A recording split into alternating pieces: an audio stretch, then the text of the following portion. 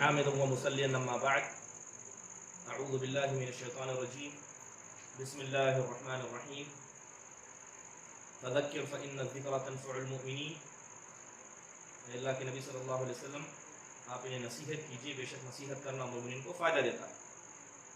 کل کچھ مسائل پر میراث کے تعلق سے ہی کچھ بنیادی گفتگو ہوئی تھی، جس کے اندر اسلام کا یہ احسان بتایا گیا تھا کہ اسلام نے اس میراث کے ذریعے ہم پر کتنا بڑا احسان کیا ہے، اور جس وقت اس میراث کے احکام نازل ہوئے تھے اس وقت دو قومیں وہاں پر موجود تھیں، ایک یہود اور دوسرے مشرکین۔ تو کل بتا دیا گیا تھا کہ یہودیوں کے نزدیک میراث کا کیا مسئلہ تھا، اور اسی طرح مشرکین کے یہاں میراث کا کیا نظام تھا۔ ان دونوں کے بارے میں کچھ بنیادی باتیں آپ کے سامنے رکھی گئی تھی۔ باذن اللہ تعالیٰ آج اسی سلسلے کو آگے بڑھاتے ہوئے کچھ اور باتیں بطور مقدمہ آپ کے سامنے رکھی جائیں گی۔ تو امید ہے کہ آپ ان چیزوں کو لکھ لیں۔ جیسے کہ آپ سب جانتے ہیں کہ اس پروگرام کے آخر میں ایک امتحان ہونے والا ہے، اس امتحان کے لیے لکھنا اور چیزوں کو یاد رکھنا ضروری ہے۔ اللہ تبارک و تعالیٰ کہتا ہے کہ ان اکرمکم عند اللہ اتقاکم، تمہارا جتنے بھی تم لوگ موجود ہو اس میں سے اللہ تبارک و تعالیٰ کے نزدیک سب سے معزز کون ہے؟ سب سے معزز وہ ہے جن کے دلوں میں اللہ تعالیٰ نے تقویٰ دیا ہے۔ یہاں پر مرد اور عورت کی کوئی تمیز شریعت نے نہیں کی، تو لہذا سب سے پہلی بات یہ جانیں کہ شریعت اسلامیہ نے عورت کے ساتھ میراث کے مسئلے میں احسان کیا۔ کس اعتبار سے؟ کیونکہ جس ماحول میں اسلام کے احکام آئے تھے تو اس وقت میں عورتوں پر ظلم و زیادتی ہوتی تھی، چاہے وہ یہودیوں کے نزدیک ہو یا چاہے وہ مشرکین کے نزدیک ہو۔ ایسے وقت میں اسلام نے بہت سارے حقوق کو دیا ہے جسے یہ دونوں لوگ نہیں دیا کرتے تھے۔ چلیے آج ہم گفتگو کرتے ہیں آج کے دور کی بات۔ آج بھی بہت سارے نظام دنیا کے ایسے چل رہے ہیں جن کے اندر بہت سارے لوگوں کے یہاں میراث کا نظام ہے بھی، اور کچھ لوگوں کے یہاں میراث کا نظام بالکل نہیں ہے، بالکل سرے سے غائب ہے۔ یا تو کسی کو میراث دینا پسند ہی نہیں کرتے ہیں، یا دیتے بھی ہیں تو اپنی من مرضی اور جیسا دل چاہا ویسا دیتے ہیں۔ اس لیے شریعت اسلامیہ نے جب میراث کے احکام کو ہم پر نازل کیا تو اس کی حکمت بیان کی کہ کن حکمتوں کی بنیاد پر اللہ تبارک و تعالیٰ نے اس میراث کا ہمیں حکم دیا ہے۔ بہت ساری حکمت ہیں۔ سب سے پہلی حکمت یہ ہے، جیسے ہم نے کل بتایا تھا، کہ انسان کو اللہ تبارک و تعالیٰ نے اس طرح پیدا کیا ہے کہ ہر کسی کو مال پسند ہے، لہذا اگر باپ کا مال ہو تو اس کی امید، اس کی حرص اولاد کے اندر ہوگی، اور انسان کا اپنے آپ کو زندہ رکھنے کے لیے مال کا ہونا بھی ضروری ہے۔ تو لہذا شریعت اسلامیہ نے اگرچہ مال باپ کا ہے لیکن اس کے بعد اسی مال میں اس کے آنے والی نسل یعنی اولاد کو اس مال کا حقدار بنایا۔ اور دوسری وجہ حقدار بنانے کی یہ بھی ہے کہ اگر انسان نے مال اپنا کمایا اور اولاد کو بے مال کے چھوڑ دیا تو جو محبت، جو الفت ایک ماں یا یہ ماں باپ اور اولاد کے بیچ میں ہوتی ہے وہ محبت دشمنی میں بدل جاتی ہے کہ ماں باپ نے ہمیں پیدا کر دیا، ایسے ہی چھوڑ دیا، جو مال ان کے پاس تھا وہ ہمیں نہیں دیا۔ تو لہذا مال کے ذریعے ماں باپ کے درمیان جو ایک فطری محبت ہوتی ہے اس محبت میں اور مزید اضافہ کیا گیا۔ تو میراث دیکھنے کا ایک بڑی وجہ، اگر تصور کر لیں کہ اسلام میراث کے کوئی احکام نازل نہ کرتا تو کیا ہوتا؟ وہی ہوتا جو آج کل ہوتا ہے کہ طاقتور ضعیف کا حق کھا جاتا، مرد عورتوں کا حق کھا جاتے، گھر کے بڑے گھر کے چھوٹوں کا حق کھا جاتے۔ تو لہذا شریعت نے ہر کسی کے حق کو اس تک پہنچانے کے لیے یہ میراث کے احکام نازل فرما دیے۔ چلیے تصور کر لیں، جیسے کہ آج بعض لوگ کہتے ہیں کہ میراث کا نظام اسلام کے اندر نہیں ہونا چاہیے تھا، ہونا یہ چاہیے تھا کہ میراث کے بجائے حکومت کے حوالے انسان کے مال کو کر دیا جائے۔ کیا کیا جائے؟ حکومت کے حوالے انسان کے مال کو کر دیا جائے۔ اب حکومت ہر کسی کا خیال رکھے گی، اس میں بیٹیوں کو بھی برابر دیا جائے گا، بیٹوں کو بھی دیا جائے گا، اور اگر دو بیٹے ہیں، دو بیٹوں میں سے ایک بیٹے کی یہاں لڑکیاں ہیں، ایک بیٹے کے یہاں لڑکے ہیں، تو لڑکے والے بیٹے کو زیادہ دیا جائے اور لڑکی والے بیٹے کو کم دیا جائے۔ تو انسان اپنی طرف سے جو چاہے خرافات کر سکتا تھا۔ لیکن اگر تصور کر لیں کہ اگر اسلام نے ایسا حکم دیا ہوتا اور میراث کے بارے میں کہا ہوتا کہ میراث انسان کے مر جانے کے بعد ساری حکومت لے گی، تو انسان کرتا کیا؟ جب میرا پیسہ حکومت کے پاس جانا ہے تو انسان اسے بیجا خرچ کر دیتا، اسے برباد کر دیتا، ضائع کر دیتا۔ تو مال کا ضائع کرنا اسلام کے ان سخت احکام میں سے ایک ہے جس پر انسان کی بخشش نہیں ہوتی ہے، تو مال کو ضائع کرنے سے سختی سے اسلام نے منع فرمایا۔ چلیے، تو یہ باتیں تو سمجھ میں آ گئی کہ اللہ تبارک و تعالیٰ نے اس میراث کے حکموں کو کیوں نازل کیا ہے۔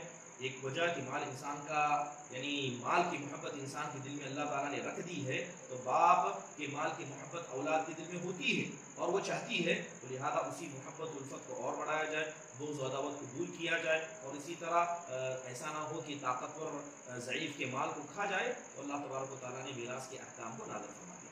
چلیے بات کرتے ہیں میراث کے ایک بڑے مسئلے پر جس کے تعلق سے آج لوگ سوال اٹھاتے ہیں۔ کل ہم نے گفتگو کیا تھا اور کہا تھا کہ بہت سارے لوگ اسلام کے بہت سارے فیصلوں پر اعتراض کرتے ہیں، اور اس میں سے ایک اعتراض یہ میراث کے تعلق سے بھی ہے۔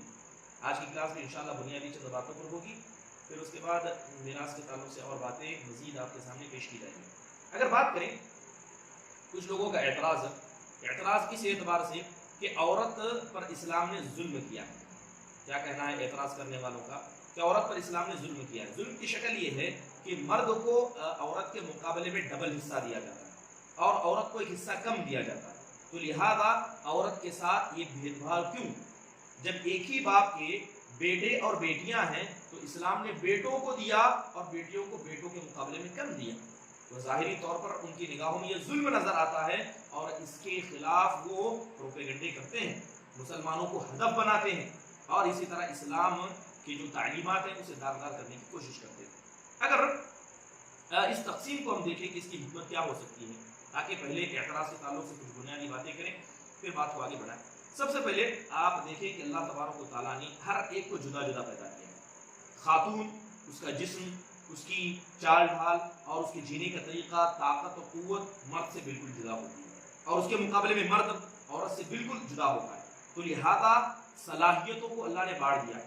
مردوں کی یہاں کچھ صلاحیت اللہ نے عطا کی تو عورتوں کی یہاں اللہ تعالیٰ نے کچھ صلاحیت عطا کی۔ چلیے اگر بات مرد کی کریں تو اس مرد جسم کے اعتبار سے مضبوط ہوتا ہے، تو لہذا اسے اسلام نے محنت کرنے کا حکم دیا، کام کرنے کا، محنت کرنے کا، اور اسی طرح محنت اس اعتبار سے کہ انسان محنت کر کے تھک جائے اور وہ محنت مرد کے لائق ہوتی ہے۔ اس کے علاوہ جو بڑے بڑے بوجھ ہوتے ہیں سفر کرنے کے، تجارت کرنے کی، یا اس کے علاوہ مال کی خرچ کرنے کے، اپنی گھر والوں کی حفاظت کرنے کے، گھر میں سامان لانے اور دینے کے، ہر اعتبار سے یہ ساری ذمہ داریاں اللہ تبارک و تعالیٰ نے مرد کی صلاحیت اور قابلیت کے اعتبار سے اسے عطا کی ہے۔ ٹھیک ہے، اور یہی وجہ ہے کہ مرد کو خرچ کرنا ہے۔ کس پر خرچ کرنا ہے؟ اپنے ماں باپ پر کرنا ہے، اگرچہ ماں باپ مالدار ہو تب بھی اولاد کو اپنے ماں باپ پر خرچ کرنا ہے۔ ٹھیک ہے، اسی طرح خرچ کرنے کا حکم دیا گیا۔ انسان شادی کر لیتا ہے، اب انسان خود غریب ہے لیکن جس بیوی سے اس نے شادی کی ہے وہ بیوی مالدار گھر سے، اسے کسی چیز کی ضرورت نہیں، کیا ایسے وقت میں اسلام نے کہا ہے کہ آپ کی بیوی مالدار ہے تو بیوی پر خرچ مت کیجیے کیونکہ آپ کی بیوی مالدار ہے؟ بالکل نہیں، بیوی چاہے کتنی بھی مال والی ہو تب بھی اس کا خرچ ایک مرد کے ذمہ دیا گیا، چاہے بیوی مالدار ہو یا غریب ہو، چاہے مرد مالدار ہو یا غریب ہو، مرد ہی خرچ کرے گا اور عورت پر ہی خرچ کرے گا۔ اسی طرح ماں باپ کی ذمہ داری، ٹھیک ہے، تو یہ چیزیں ساری مردوں پر لاگو کر دی گئی، یعنی مرد کو کمانا ہے اور مرد کو خرچ کرنا ہے، ماں باپ پر بھی خرچ کرنا ہے جو رشتے میں ان سے بڑے ہیں اور جو رشتے میں ان کے برابر ہیں، چاہے بیوی ہو یا رشتے میں ان سے چھوٹے ہیں، تعلقات میں ان سے چھوٹے جیسے اولاد ہو، سب پر خرچ کرنے کی ذمہ داری مرد کو دی گئی۔ بات کریں عورت کی، اللہ تبارک و تعالیٰ نے عورتوں کو بڑی عزت بخشی۔ کس اعتبار سے عزت بخشی؟ کہ جب وہ پیدا ہوتی ہیں یہاں تک کہ جوان ہوتی ہیں تو ان پر خرچ کون کرتے ہیں؟ ماں باپ کرتے ہیں، باپ خرچ کرتا ہے۔ جب اس بچی کی شادی، لڑکی کی شادی ہو جاتی ہے تو شادی ہونے کے بعد کون خرچ کرتا ہے؟ شوہر خرچ کرتا ہے۔ یہاں تک کہ یہی لڑکی اگر بوڑھی ہو جائے اور اس کے بچے ہوں تو اس بوڑھی عورت پر اس کے بچے خرچ کریں۔ تو ہر اعتبار سے اسلام نے عورت کو مال کمانے، مال خرچ کرنے کے مسئلے میں آزاد کر دیا اور اس مرد عورت کی کفالت پوری طور پر مردوں کی ذمہ کر دی، شادی سے پہلے، شادی کے بعد، یہاں تک کہ شوہر کے انتقال کے بعد بھی عورت کو کوئی ذمہ داری مال کے تعلق سے نہیں عطا کی۔ اب سوچیں کہ جس کو کمانا ہے، جسے خرچ کرنا ہے، جسے نہ کمانا ہے نہ خرچ کرنا ہے، تو کیا دونوں کو برابر ایک حصہ دے دیا جائے تو کیا انصاف ہوتا؟ بالکل انصاف نہیں ہوتا، اور اللہ تبارک و تعالیٰ نے اسی کا ذکر کیا ہے۔ عورت کو مال ملتا ہے، مثال کے طور پر عورت کہ اگر گھر سے کسی کا انتقال ہو جائے، والد کا انتقال ہو جائے تو وہاں سے مال ملتا ہے، شوہر کا انتقال ہو جائے شوہر کی طرف سے مال ملتا ہے، اس کی اپنی اولاد کا انتقال ہو جائے اس کی طرف سے بھی مال ملتا ہے، شوہر مہر دیتا ہے وہ بھی مال ملتا ہے، والدین دیتے ہیں وہ بھی ملتا ہے، ہر اعتبار سے عورت کے پاس مال اکٹھا ہے لیکن خرچ کرنے کا ذریعہ نہیں ہے۔ عورت مال اکٹھا کر لیتی ہے، خرچ کرنے کا کوئی حکم نہیں ہے، نہ واجبات ہیں، اور مرد کو کمانا بھی ہے خرچ بھی کرنا ہے۔ تو اگر مرد کو عورت کے برابر کر دیا جاتا تو شریعت کے نگاہ میں اور انصاف کے تقاضے سے یہ مرد پر ظلم ہوتا کہ کمائے وہ خرچ یہ کرے، یہ نہ کمائے نہ خرچ کرے، لیکن دونوں کو برابر دیا جائے۔ امید ہے کہ میری بات آپ کو سمجھ میں آ رہی ہوگی۔ دوسرا مسئلہ جہاں تک بات عورت کو ایک حصہ مرد کو دو حصہ دینے کی بات ہے، یہ ہر معاملے میں نہیں ہے، یہ ہر معاملے میں نہیں ہے۔ میں ان لوگوں کے اعتراض کا جواب دینا چاہتا ہوں جو لوگ کہتے ہیں کہ اسلام نے عورت پر ظلم کیا ہے، کہ ہر معاملے میں نہیں ہے۔ جیسے قرآن کریم کی آیت کریمہ جس میں اللہ کہتا ہے کہ یوصیکم اللہ فی اولادکم للذکر مثل حظ الانثیین، کہ اللہ تبارک و تعالیٰ تمہیں وصیت کرتا ہے تمہارے اولاد کے مسئلے میں، کہ اولاد کے مسئلے میں کیا ہے کہ اگر بیٹا ہے تو اسے ڈبل ملے گا، بیٹی کو سنگل ملے گا۔ یہاں اللہ نے اولاد کا ذکر کیا، یہ نہیں کہا کہ یوصیکم اللہ فی الوارثین، کہ اللہ وارثوں کے مسئلے میں تم کو وصیت کرتا ہے۔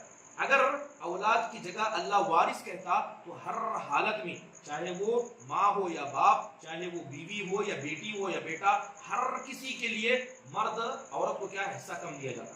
لیکن اللہ تبارک و تعالیٰ نے وارثی نہیں بلکہ اولاد کا، صرف اولاد کے مسئلے میں عورت کو کم اور بیٹوں کو زیادہ دیا جاتا ہے۔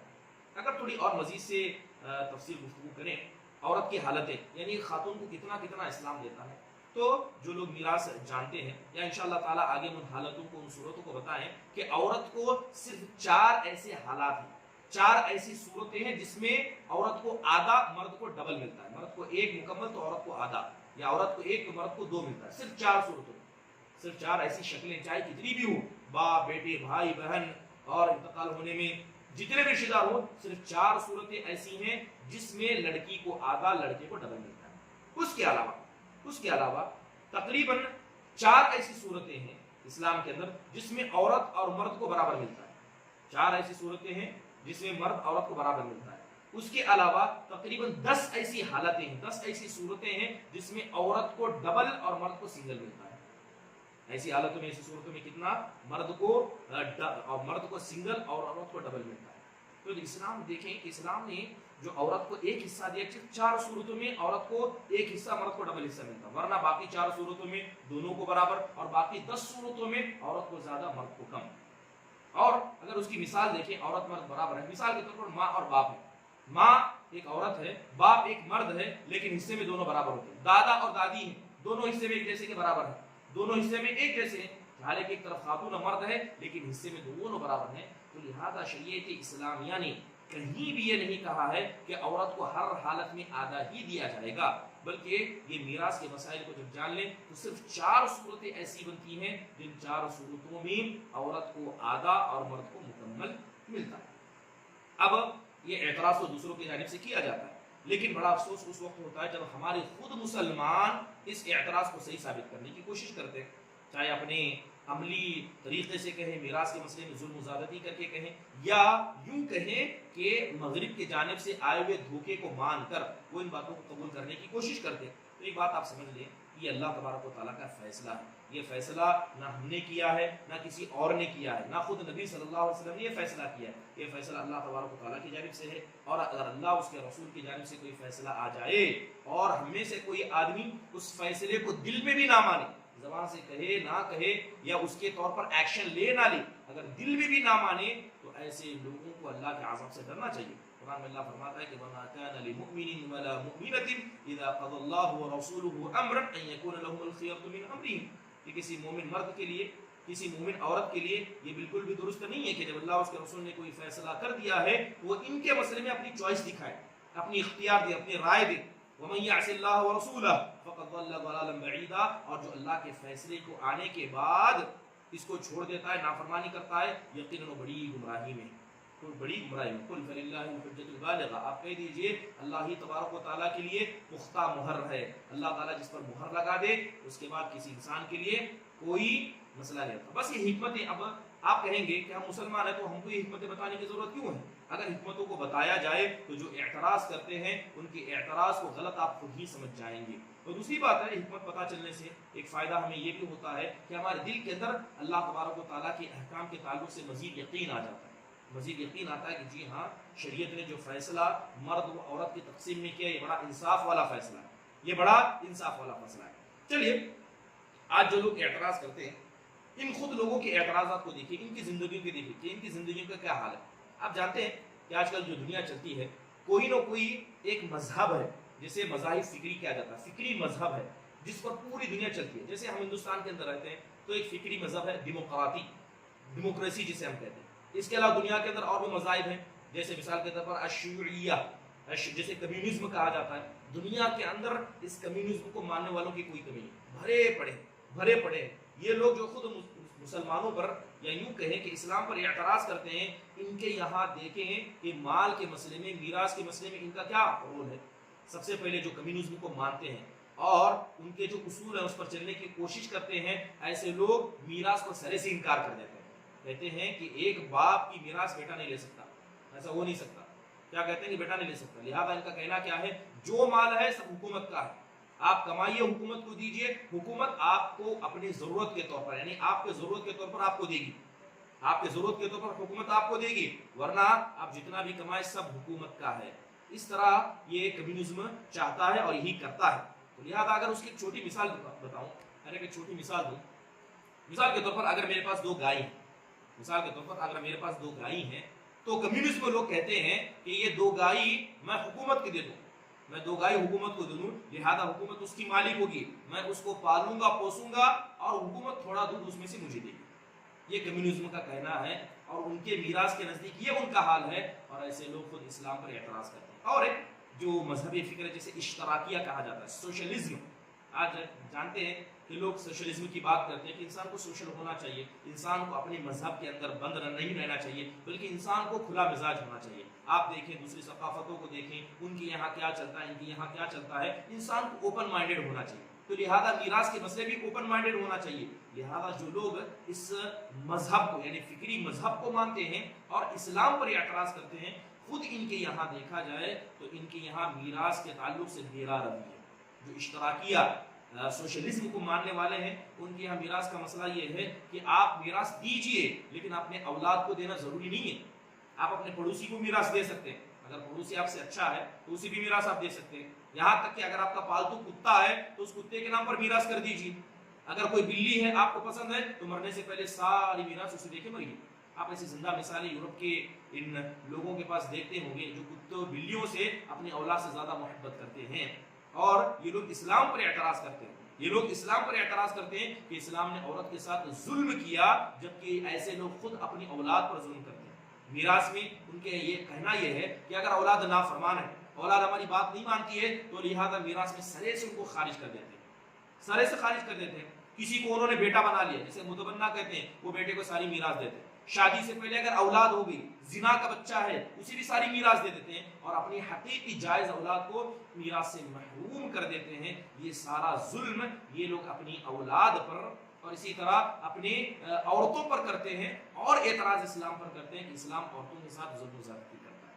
तो फ़अतबिरू या उलिल अबसार, सोचने वालों, समझने वालों, तुम देख लो कि तुम किनको फॉलो कर रहे हो, तुम किनको फॉलो कर रहे हो, इस्लाम की शरीयत क्या कहती है। अगर आज दुनिया का माहौल देखें, आप जानते हैं कि फ्रांस के अंदर तकरीबन ये कानून था, अभी है या नहीं पता, लेकिन ये कानून उनके यहाँ था कि अगर बाप की मीरास बच्चे को लेना है तो पहले हुकूमत में फैसला डालेगा, यानी पहले केस करेगा हुकूमत में। जब हुकूमत ये साबित करेगी कि ये मैयत का ही बेटा है, तब हुकूमत अपने तरफ से उसे मीरास देगी। यानी बाप की मीरास को पाने के लिए भी क्या करना है, तगोदू करना है। बाप की मीरास को पाने के लिए क्या है, इंसान को कोशिश करनी है, जाना है कोर्ट में और वहां केस करना है। उसके बाद गवर्नमेंट क्या है, बाप का जो बचा कुछ अमाल है वो बेटे को देगी। अल्लाह तबारक व तआला ने कितना मुसलमानों पर एहसान किया कि कोर्ट कचहरी तक जाने की जरूरत नहीं, बल्कि खानदान के बाहर जाने की जरूरत नहीं है। जो मुआमला है औलाद आपस में, घर के आपस में फौरन हल कर देंगे और हल करके इन मसाइल को असर नो खत्म कर देंगे। यकीनन ये इस्लाम का बहुत बड़ा एहसान है जो अल्लाह तबारक व तआला ने हम पर मीरास के तौर पर हम पर लागू किया है। چلیے جب اتنی بات آپ نے سمجھ لی ہے کہ شریعت اسلامی نے عورتوں پر نہ ظلم کیا ہے، نہ جس کو کسی کو زیادہ کسی کو کم دے کر کسی کے ساتھ کم و زیادتی کی ہے، تو یقیناً یہ بڑا حصہ ہے۔ اب ایک دوسرا مسئلہ، اب جو اسلام نے ہمیں دیا ہے، کیا اس میں کوئی انسان کھلواڑ کر سکتا ہے؟ کیا کوئی کھلواڑ کر سکتا ہے؟ کیا جیسے آج کل کھلواڑ کرنے کی ہزاروں مثالیں ملتی ہیں۔ کل کسی خاتون نے سوال کیا تھا، ایک خاتون کا سوال تھا، کھلواڑ کی ایک مثال بتا رہا ہوں میں، کہ دو بیٹے ہیں، دو سگے بیٹے ہیں جن کو میراث باپ کی ملی ہے، دونوں بیٹے ہیں، دونوں سگے ہیں، لیکن ایک بیٹے کو بیٹیاں ہیں اور ایک بیٹے کو بیٹے ہیں۔ تو کچھ لوگوں کی یہاں یہ نظام ہے، وہ یہ سمجھتے ہیں کہ وہ بیٹا جس کے پاس بیٹے ہیں اس کو میراث میں زیادہ دیا جائے، اور وہ بیٹا جس کو بیٹیاں ہیں اس کو میراث میں کم دیا جائے، کیونکہ دوسرا بیٹا جس کو صرف بیٹیاں ہیں اس کے یہاں تو کوئی وارث نہیں ہے۔ کس نے ایسا فیصلہ کیا؟ ہاں، کس نے یہ سب کیا؟ حق کے مسئلے میں آگے پیچھے بدلنا، یا یوں کہیں کہ حق کے مسئلے میں کمی و زیادتی کرنا، یہ اپنی آخرت کو برباد کرنے کے برابر ہے۔ اگر کوئی آدمی یہ کام حق سے کرتا ہے کہ نہیں ہم کو یہی صحیح سمجھتا ہے، ہم یہی کرتے ہیں، تو بسا اوقات اگر انسان اس کو صحیح سمجھ کر اور شریعت کے حکم کو غلط سمجھ کر کرے، گویا وہ شریعت سازی کر رہا ہے، اپنے آپ کو اللہ کے برابر کھڑا کر رہا ہے، کہہ رہا ہے کہ میں بھی حلال کروں گا، میں بھی چیزوں کو حرام قرار دوں گا، اور اللہ نے جو فیصلہ کیا ہے وہ فیصلہ میرے نزدیک کیا ہے، ہو سکتا ہے کہ درست نہ ہو، اس لیے یہ فیصلہ میں اپنے طور پر اپنے لیے کر رہا ہوں۔ یقیناً یہ بڑی خطرناکی کا مسئلہ ہے، یہ بڑا خطرناکی کا مسئلہ ہے کہ کوئی انسان میراث کے مسئلے میں ایسی ساری چیزیں کرے اور فیصلے جو ہے اپنے طور پر کرے۔ اس لیے اللہ تبارک و تعالیٰ نے صاف طور پر فرمایا کہ تلک حدود اللہ ومن یطع اللہ ورسولہ یدخلہ جنات تجری من تحتها الانہار، یہ اللہ کے حدود ہے، اللہ نے حد باندھ دی، اللہ نے باؤنڈریز بنا دی ہیں، لہذا جو اللہ کی باؤنڈری کا احترام کرے گا، ان کی عزت کرے گا، اللہ اس کے رسول کی اطاعت کرے گا، اللہ ایسی جنتوں میں داخل کرے گا جس کے نیچے سے نہریں بہتی ہوں گی۔ ومن یعص اللہ ورسولہ، لیکن جو اللہ نے حد بیان کیے اس کو چھوڑ دے، اس کی نافرمانی کرے اور ان حدوں کو، ان باؤنڈریوں کو پھلانگ دے، ایسے انسان کے لیے اللہ تعالیٰ نے جہنم میں آگ بنا کر رکھی ہے، اور وہ آگ کیا ہے؟ انسان کو ذلیل کر دے گی، رسوا کرے گی، اور انسان کے ساتھ ایسا ہی کیا جائے گا۔ اللہ کے نبی صلی اللہ علیہ وسلم کی حدیث ابن ماجہ کی روایت ہے کہ من فر من میراث والدہ قطع اللہ میراثہ من الجنۃ یوم القیامہ۔ اگرچہ حدیث پر کلام ہے کہ اگر کوئی انسان کسی وارث کے حق کو کاٹ دیتا ہے، یعنی جو باپ کی میراث ملنا تھا، جسے حق سے ملنا تھا، اس میراث کو روک لیتا ہے، تو اللہ تعالیٰ جنت کی میراث کو اس سے روک لیتا ہے۔ جنت کی میراث کیا ہے؟ کہ جنت کی میراث ہے۔ جنت کیا ہے؟ ہمارے باپ آدم علیہ السلام کا گھر ہے، لہذا باپ کے گھر پر جب بیٹا جاتا ہے تو اس کی وراثت ہوتی ہے، تو جنت گویا ہمارے باپ کی وراثت ہے۔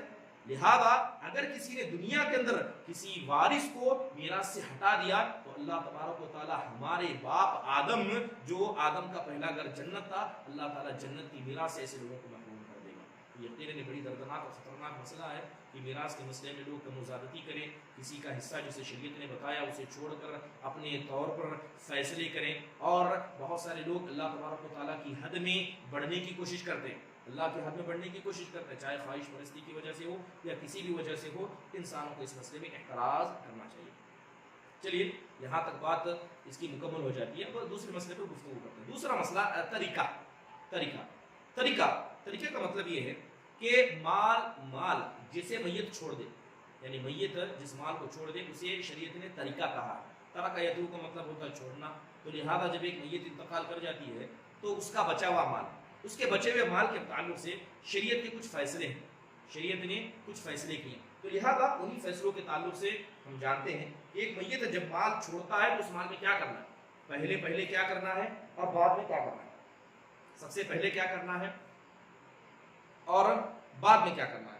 تو ترقی کے جو مسائل ہیں میں چاہوں گا کہ ان چیزوں کو آپ لکھ لیں، ٹھیک ہے، جو اعتراضات بتائے گئے اور چند اعتراضات کا جو جواب دیا گیا اشارتاً لکھ لیں، تفصیل سے لکھنے کی ضرورت نہیں ہے انشاءاللہ، ٹھیک ہے، اشارتاً لکھ لیں، کیونکہ معذرت کے ساتھ میں باتیں تھوڑا تیز بولتی جاتا ہوں کیونکہ وقت بڑا کم ہے اور باتیں بہت ساری ہیں، ٹھیک ہے۔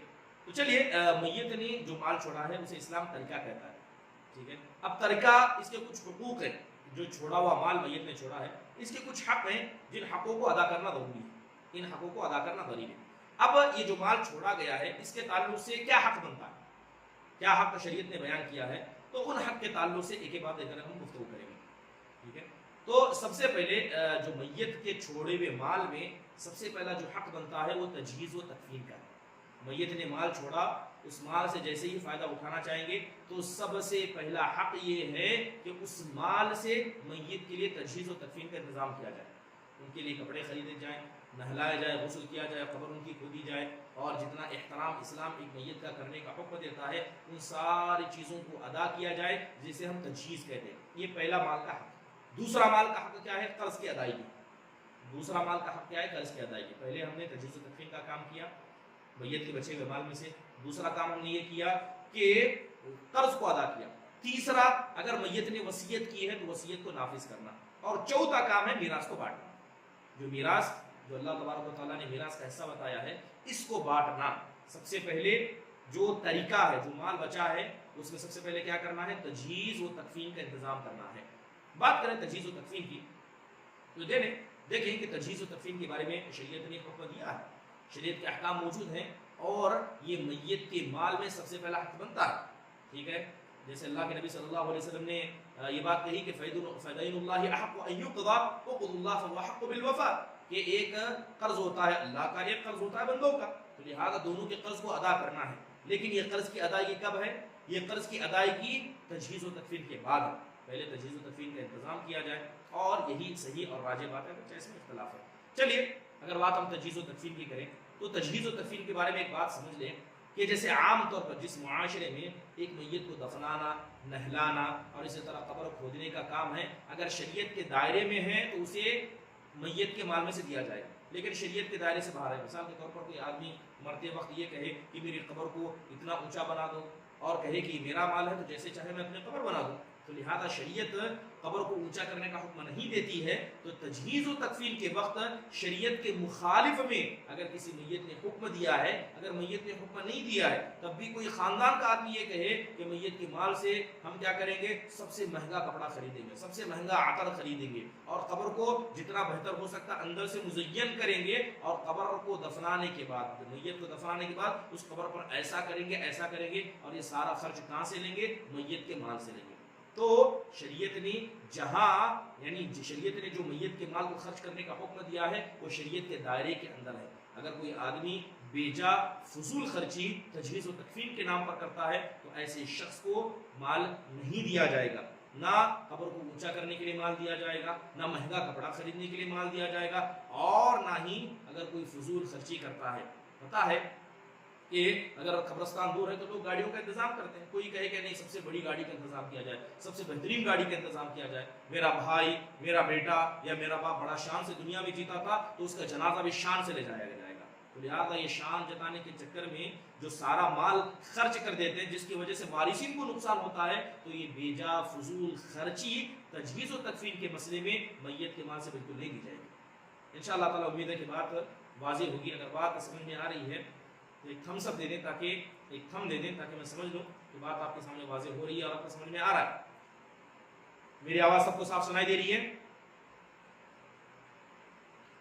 چلیے الحمدللہ، جزاک اللہ خیر۔ چلیے بات کو آگے بڑھاتے ہیں۔ تو پہلا حق ہم نے کیا بتایا؟ پہلا حق یہ ہے کہ تجہیز و تکفین کا انتظام کیا جائے۔ دوسرا، جو مال میت نے چھوڑا ہے اس مال کے اندر دوسرا حق قرض کی ادائیگی ہے، قرض کی ادائیگی۔ اب قرض شریعت اسلامیہ کے اندر دو طرح کا ہے۔ قرض جو ہے شریعت اسلامیہ کے اندر دو طرح کا ہے۔ قرض ایک وہ جو اللہ کا ہوتا ہے، ایک قرض وہ جو بندوں کا ہوتا ہے۔ یہ قرض وہ جو اللہ کا ہوتا ہے، جیسے مثال کے طور پر اگر کوئی آدمی اللہ تبارک و تعالیٰ کی اطاعت کرتا تھا، زکوٰۃ دیتا تھا، ٹھیک ہے، لیکن زکوٰۃ کی ادائیگی سے پہلے انتقال کر گیا، تو یہ زکوٰۃ کی جو ادائیگی اس پر بچ گئی تھی، یہ اللہ کے قرضوں میں سے آتا ہے، یہ اللہ تبارک و تعالیٰ کے قرض میں آتا ہے۔ اس نے یعنی عبادت میں کوئی کوتاہی کی، اس سے کوئی گناہ ہو گیا تھا، اس پر کفارہ باقی رہ گیا تھا، چاہے وہ کفارہ قسم کا ہو یا کسی بھی قسم کا کفارہ میت کے اوپر باقی رہ گیا، تو یہ اللہ کا قرض ہے۔ اس نے نظر مانی لیکن نظر کو پورا نہیں کیا، تو نظر کو پورا اس کے مال سے کیا جائے گا، اور یہ قرض ہوگا، اور یہ قرض کس کا ہے؟ اللہ تبارک و تعالیٰ کا۔ یہ ہوا اللہ کا قرض، اللہ تعالیٰ کا قرض۔ اس کے علاوہ دوسرا قرض بندوں کا قرض ہے، دوسرا قرض جو ہے بندوں کا قرض ہے۔ اب جہاں تک بندوں کا قرض ہے، اس کے اندر بھی علماء اکرام نے کیا ہے؟ دو قسم بیان کی کہ دو قسم کا قرض ہوتا ہے۔ ایک تو بعینہ قرض، یعنی کسی شخص کا پرسنل لون، پرسنل قرض۔ مثال کے طور پر میں نے کیا کیا؟ چند کتابوں کو خریدا، چند کتابوں کو خریدا۔ اب جس شخص نے ان چند کتابوں کو خریدا ہے، وہ اس نے کتابیں لے لی لیکن مال ادا کرنے سے پہلے انتقال کر گیا، مال ادا کرنے سے پہلے انتقال کر گیا تو گویا کہ وہ ذاتی قرض تھا، ذاتی قرض تھا. تو لہذا قرض کے اندر اگر کوئی اس طرح کا ذاتی قرض ہے تو سب سے پہلے اس کو ادا کیا جائے گا تجہیز اور تکفین کے بعد. دوسرا قرض ہو سکتا ہے کہ میت نے خاندان والوں کے نام پر، گھر کے نام پر، یا کوئی عام کسی قسم کا لون لیا ہوگا. اگر وہ لون سودی نہیں ہے، ٹھیک ہے، عام کوئی لون لیا ہوگا تو یہ عام قرضوں میں شامل ہوگا. یا تو بعینہ قرض ہوگا، اس کو الدیون العینہ کہا جاتا ہے، خاص قرض جو انسان کسی انسان سے لیتا ہے، چاہے مال کی خرید کے طور پر ہو یا کسی نے کوئی رہن دیا، اپنا مال رہن رکھا اور رہن کا مال کو ادا نہیں کیا. یا خاص قرضوں میں جس کو سب سے پہلا ادا کرنا ہے، مہر کا بھی ذکر کیا جاتا ہے کہ شادی ہو گئی، ٹھیک ہے، مہر دینا تھا، مہر دینے لینے خرچ کرنے میں انسان کا انتقالی ہو گیا، مہر کو ادا نہیں کیا، تو یہ ذاتی قرض میں سے آتا ہے. سب سے پہلے جو قرض ادا کیا جائے گا وہ ذاتی قرض ہوگا. اگر کسی سے پرسنلی طور پر کوئی چیز خریدیے اس کو ادا کریں، رہن کا مسئلہ ہے تو اس کو ادا کریں، اور اگر بیوی کا مہر ہے تو اس کو ادا کریں. مہر کو معاف کروانا یہ شریعت کے اندر نہیں ہے. اللہ معاف فرمائے ایسے لوگوں کو ہدایت دے جو جب انسان کا انتقال ہو جاتا ہے تو یہ قرض جس کو ادا کرنا سب سے پہلے ضروری ہے، بیوی سے کہلواتے ہیں، آپ کہیے کہ میں نے مہر معاف کیا. مہر کو کیا بیوی نے لاگو کیا تھا؟ مہر کو اللہ تعالیٰ نے لاگو کیا ہے، اللہ کا نظام ہے. تو کوئی عورت کے حق میں کیا کہ وہ مہر کو معاف کرے، اور کسی آدمی کے حق میں کیا کہ وہ مہر کو نہ دیے ہوئے اپنی بیوی سے معاف کرا کے اس مہر کو حلال سمجھے. یقیناً یہ جائز نہیں ہے، بلکہ ان بدعاتوں میں سے ہے جس کا شریعت کے اندر کہیں ذکر نہیں ملتا. تو لہذا یہ عینی قرض ہے. سب سے پہلے قروض کے اندر واجبات جو قرض میں سب سے پہلے ادا کرنے یہ ہے، تو اس کو کہا جاتا ہے دیون الشخصیہ، یعنی پرسنل انسان کے قرض. اس کے علاوہ عام قرض جیسے میں نے کہا کہ گھر والوں کے لیے قرض لیا تھا، اولاد کے لیے قرض لیا تھا، گھر کے نام پر قرض لیا تھا، گاڑی کے لیے قرض لیا تھا، تو یہ قرض کیا ہے، دوسرے سیکشن میں آتے ہیں جن کو، یعنی دوسرے مرتبے میں آتے ہیں جن کو ادا کیا جائے گا. تیسری اہم چیز ہے جس کو ادا کیا جائے گا وہ وصیت. تیسری اہم چیز کیا ہے؟ وصیت. سب سے پہلے کیا تھا کہ طریقہ جو مال بچا ہے اس مال میں ہم نے سب سے پہلے کیا کیا، اس مال کے اندر ہم نے تجہیز و تکفین کا انتظام کیا. اس کے بعد جو قرض ہے، چاہے وہ قرض اللہ کا ہو، چاہے وہ قرض کس کا ہے، عام انسانوں کا ہو، تو ہر طرح کے قرض کو اگر ادا کر دیا تو اس کے بعد تیسری چیز جو بچتی ہے وہ وصیت ہے. وہ وصیت ہے، ٹھیک ہے. وصیت کے تعلق سے ایک بات آپ کو بنیادی طور پر بتا دوں کہ وصیت کرنا اسلام کے اندر جائز ہے. ٹھیک ہے، وصیت کرنا اسلام کے اندر جائز ہے، نہ یہ واجبات میں سے آتا ہے اور نہ ضروری چیزوں میں سے. لیکن اگر کوئی آدمی وصیت کرنے کا ارادہ رکھتا ہے تو شریعت کہتی ہے کہ اگر کسی نے وصیت کا ارادہ کیا ہے تو جتنی جلدی ہو سکے وصیت کر دے، بلکہ سونے سے پہلے ہمیشہ اپنے تکیے کے نیچے وصیت رکھ دیا کرے. لیکن کس کے لیے؟ جو وصیت کرنے کا ارادہ کرتا ہے، کیونکہ وصیت کرنا یہ جائز چیزوں میں سے، نہ واجبات میں سے نہ کوئی. اگر کسی میت نے وصیت کی ہے تو سب سے پہلے ہم نے اس کے بچے ہوئے مال سے تجہیز و تکفین کا انتظام کیا. دوسری چیز کیا ہے؟ قرض کو ادا کیا. تو تیسری چیز اگر اس نے وصیت کی ہے تو وصیت کو نافذ کیا جائے گا. اب وصیت کہتے کسے؟ وصیت وہ میت کے جانب سے کی ہوئی وصیت ہوتی ہے جسے انسان اپنے مرنے کے بعد اپنے مال کے تعلق سے وصیت کرتا ہے کہ میرے مرنے کے بعد میرے مال کے اندر ایسا کیا جائے، ایسا کیا جائے. اور وصیت کی اجازت اللہ تبارک و تعالیٰ نے دی ہے. جیسے قرآن کریم میں اللہ فرماتا ہے کہ من بعد وصیت یوصی بہا او دین، کہ اس وصیت کے تعلق سے اللہ فرماتا ہے کہ وہ وصیت یا وہ قرض جس کے تعلق سے میت نے باتیں کی ہیں تو لہذا اس کو نافذ کیا جائے گا، اس کو نافذ کیا جائے گا. ان اللہ تصدق علیکم بثلث اموالکم فی آخر اعمالکم زیادۃ فی اعمالکم فضعوها اذا شئتم. اللہ کے نبی صلی اللہ علیہ وسلم کی حدیث ہے کہ بے شک اللہ تبارک و تعالیٰ نے تم پر صدقہ کیا. اللہ نے کیا کیا؟ تم پر صدقہ کیا ہے کہ تمہارے مال کا 1/3 حصہ تمہاری زندگی کے آخر میں تمہارے عمل میں اضافے کے لیے تمہیں صدقہ کرنے کی اجازت ہے. جہاں چاہے اسے صدقہ کرو، جہاں چاہے اس کی وصیت کرو. تو نبی صلی اللہ علیہ وسلم کی حدیث سے بھی ثابت ہے. تو لہذا وصیت کرنا جائز ہے، اور اگر کوئی انسان وصیت کرنا چاہتا ہے تو وصیت کرنے میں بالکل تاخیر نہ کرے، وصیت کرنے میں تاخیر نہ کرے. وصیت کے تعلق سے حضرت سعد بن ابی وقاص رضی اللہ عنہ کی روایت بھی آتی ہے کہ اللہ کے نبی صلی اللہ علیہ وسلم کے پاس آئے اور آ کر انہوں نے نبی صلی اللہ علیہ وسلم سے کہا اوصی بمالی کلہ، اے اللہ کے نبی کیا میں اپنے پوری مال کی وصیت کر دوں، جتنا میرا ہے سب کو وصیت کر دوں؟ اللہ کے نبی نے کہا نہیں. تو انہوں نے پھر کہا اے اللہ کے نبی کیا آدھے مال کی وصیت کروں؟ اللہ کے نبی نے کہا نہیں. کہا الثلث، یعنی 1/3 حصہ. اللہ کے نبی نے کہا والثلث والثلث کثیر، کہا 1/3 کر سکتے ہو لیکن یہ بھی زیادہ ہے، اتنا کر سکتے ہو لیکن یہ بھی زیادہ ہے.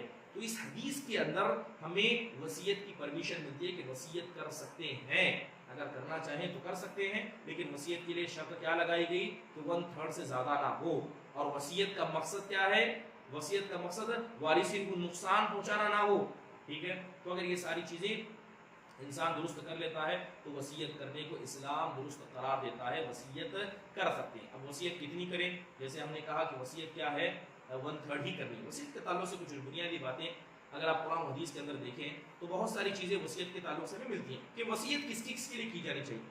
تو دوسرا سوال یہ بنتا ہے کہ وصیت کس کے لیے ہو؟ قرآن کریم میں ہم پڑھتے ہیں تو اللہ تبارک و تعالیٰ نے ایک جگہ کہا ہے کہ وصیت والدین کے لیے ہوگی۔ وصیت کیا ہے؟ والدین کے لیے ہوگی۔ دوسری حدیث کے اندر آتا ہے کہ لا وصیت لوارث، کہ وارث کے لیے کوئی وصیت نہیں ہوتی۔ ایک حدیث کے اندر اللہ کے نبی نے کیا فرمایا کہ قرآن میں اللہ کہتا ہے کہ والدین کے لیے وصیت کر سکتے ہیں، اور اللہ کے نبی حدیث میں فرماتے ہیں کہ فلا وصیت لوارث، کہ کسی وارث کے لیے کوئی وصیت نہیں۔ اگر کسی انسان کا انتقال ہو گیا، ماں باپ زندہ ہے، تو یقینی طور پر ماں باپ حقدار ہوں گے وراثت کا، لیکن قرآن کہتا ہے کہ وصیت والدین کے لیے کر سکتے ہیں، اور اللہ کے نبی انکار کرتے ہیں۔ اس کی سیدھی وجہ اگر سمجھیں تو قرآن میں وصیت کا حکم اس وقت آیا تھا جب ابھی میراث کے تعلق سے قرآن میں آیتیں نازل نہیں ہوئی تھی۔ میراث کے تعلق سے قرآن میں آیتیں نازل نہیں ہوئی تھی، تو سب سے پہلے میراث کے تعلق سے وصیت کے بارے میں آیتیں نازل ہوئی ہیں، تو اس میں اللہ نے والدین کے حق کو ابھی بیان نہیں کیا تھا۔ تو اس وقت اللہ تعالیٰ نے کہا ہے کہ اگر کوئی آدمی اپنے والدین کے لیے وصیت کرتا ہے تو مال میں وصیت کر سکتا ہے۔ لیکن بعد میں جب میراث والی آیتیں نازل ہو گئیں جس کے اندر اللہ تبارک و تعالیٰ نے والدین کو میراث کا حصہ بنایا، تو اس کے بعد کوئی بھی شخص کسی بھی وارث کو، وہ وارث جو حق سے مال کا حقدار بنتا ہے، تو ایسے شخص کے لیے وصیت جائز نہیں ہے۔ نبی صلی اللہ علیہ وسلم کی صاف حدیث میں فرماتے ہیں کہ ان اللہ قد اعطى كل ذي حق حقه فلا وصیت لوارث، کہ بے شک اللہ تعالیٰ جو رحیم ہے، غفور ہے، کریم ہے، اس نے ہر شخص کو اس کا حق ادا کر دیا، جتنا حق اللہ نے اسے دے دیا ہے، لہذا کسی بھی وارث کے لیے وصیت نہیں کی جائے گی، کسی وارث کے لیے وصیت نہیں کی جائے گی۔ تو یہ وصیت۔ اب دوسرا سوال، جب وارثین کے لیے وصیت نہیں کر سکتے تو وصیت کرنا کس کے لیے ہے؟ کس کے لیے ہم وصیت کر سکتے ہیں؟ تو شریعت کے اندر اس کے تعلق سے بھی کچھ احکام موجود ہیں کہ ہم کن کن لوگوں کو وصیت کر سکتے ہیں۔ سب سے پہلے اگر کوئی وصیت کے حقدار ہے تو وہ قریبی رشتہ دار ہے۔ کون ہے وصیت کے حقدار؟ قریبی رشتہ دار۔ وصیت کے سب سے زیادہ حقدار قریبی رشتہ دار۔ قریبی رشتہ دار کو انسان چھوڑ دے اور وہ حقدار ہوں، یعنی مال کے وہ حقدار ہوں، ان کو چھوڑ کر دوسروں کو وصیت کرے، ٹھیک ہے، تو یقیناً کہیں نہ کہیں یہ کوتاہی کا قصہ نظر آتا ہے۔ تو سب سے پہلے وصیت وارثین کے لیے کر سکتے، یعنی اقارب کے لیے، قریبیوں کے لیے کر سکتے ہیں۔ اس کے علاوہ اگر کوئی قریبی مال کا حقدار نہیں ہو تو کسی غیر کو بھی انسان وصیت کر سکتا ہے۔ اس کے تعلق سے قرآن کریم کے اندر آیت کریمہ موجود ہیں، ٹھیک ہے۔ اللہ تبارک و تعالیٰ نے حکم دیا ہے جہاں تک قریبوں کو کیا ہے وصیت کرنا ہے، کیونکہ جو بھی میت کا مال ہے اس میں سب سے زیادہ حقدار اس کے قریبی ہیں۔ تو اگرچہ ایک میت وصیت کرنا چاہتی ہے تو سب سے پہلے اپنے قریبوں کو وصیت کرے، یہ زیادہ بہتر ہے اور یقیناً یہی زیادہ صحیح طریقہ ہے۔ لیکن اس کے علاوہ قریبوں میں سے نہ ہو، کوئی دور بھی ہو، یعنی ایسا شخص ہو جن کو وراثت میں حصہ نہ ملتا ہو، تو ایسے شخص کے لیے بھی وصیت کی جا سکتی ہے۔ تو یہ تیسری چیز پہلی چیز ہم نے کیا بیان کی کہ میت کا مال، جسے ہم نے طریقہ کہا ہے، چھوڑا ہوا مال ہے، اس میں سب سے پہلے تجہیز و تدفین کا انتظام کیا جائے گا۔ دوسرا کام قرض کی ادائیگی کی جائے گی۔ تیسرا کام اگر میت نے وصیت کی ہے تو اس وصیت کو نافذ کیا جائے گا۔ اور چوتھا کام کیا ہے؟ میراث کو بانٹنے کا، جس کے تعلق سے پوری لمبی گفتگو انشاءاللہ تعالی ہم آگے کے درسوں میں کرنے والے ہیں۔ میراث کو بانٹنا ہے، تو انشاءاللہ تعالی کوشش کریں گے کہ آگے کے درسوں میں میراث کے تعلق سے چند بنیادی باتیں جانیں۔ بنیادی میراث کے تعلق سے سب سے پہلے میراث کے کتنے رکن ہیں، اس کے بارے میں گفتگو کریں گے۔ میراث، جب اسلام کسی کو میراث کی گفتگو کرتا ہے تو کن کن شرطوں کو اسلام نے ویلڈ قرار دیا، اس کے علاوہ کون سی ایسی چیزیں ہیں کہ اگر چیزیں ہو جائیں تو ایک آدمی جو مال کا وارث ہو سکتا تھا اس کے بعد بھی اسلام اسے وراثت سے ہٹا دیتا ہے، یعنی میراث کو روکنے والی چیزیں۔ اس کے علاوہ میراث کے اسباب انشاءاللہ تعالیٰ کوشش کریں گے کہ بقیہ اور آئندہ دروس میں ان مسائل پر مختصراً گفتگو کریں، اور اس کے بعد کس کا کتنا حصہ ہوگا، عورت کا کتنا حصہ ہوگا، مرد کا کتنا حصہ ہوگا، اور اس کے بعد اگر میراث کے تعلق سے یعنی حصے بانٹی کے تعلق سے کوئی بھی سوالات ہوں گے تو انشاءاللہ تعالیٰ اس کو بھی حل کیا جائے گا بإذن اللہ تعالیٰ۔